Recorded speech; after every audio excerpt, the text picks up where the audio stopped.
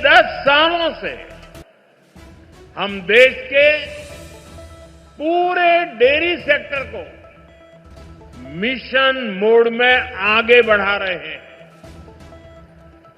हमने पशुपालकों को किसान क्रेडिट कार्ड की सुविधा दी है, उनके लिए लोन की सीमा बढ़ाई है, सब्सिडी की व्यवस्था भी की है और सबसे बड़ा महत्वपूर्ण एक काम जीवदया का काम भी है। खुरपका मुंहपका फुट एंड माउथ डिसीज से पशुधन को बचाने के लिए मुफ्त वैक्सीन प्रोग्राम चलाया जा रहा है।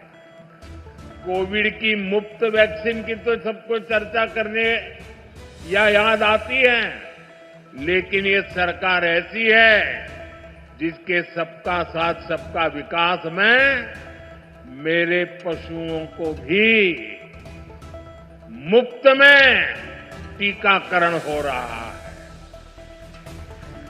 दूध का संगठित कलेक्शन हो, इसके लिए देश के 20,000 से ज्यादा सहकारी समितियों को फिर से खड़ा किया गया है। इसमें लाखों नए सदस्य जोड़े गए हैं। प्रयास ये है कि डेयरी सेक्टर से जुड़े लोगों को एक साथ जोड़कर आगे बढ़ाया जा सके। देश में गाय की देसी नस्लें विकसित हो, उनकी क्वालिटी अच्छी हो, गायों की ब्रीडिंग का काम साइंटिफिक अप्रोच से हो, इसके लिए राष्ट्रीय गोकुल मिशन चल रहा है। इन सारे कामों का मूल यही है कि देश में पशुपालक भाई बहन है जो विकास के नए रास्ते से जुड़े। प्रधानमंत्री नरेंद्र मोदी का 50वां वाराणसी दौरा, पूर्वांचल को 3,884 करोड़ की सौगात। प्रधानमंत्री नरेंद्र मोदी शुक्रवार को अपने 50वें वाराणसी दौरे पर पहुंचे।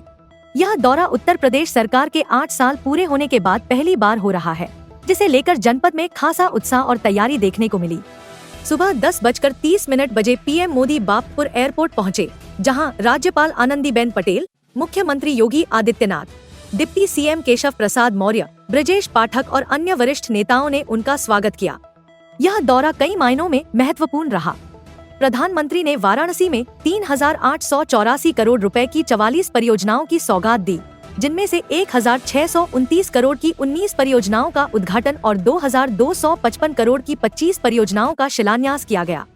इनमें विद्युत आपूर्ति, जल, स्वास्थ्य, खेल और कनेक्टिविटी से जुड़ी योजनाएं शामिल हैं।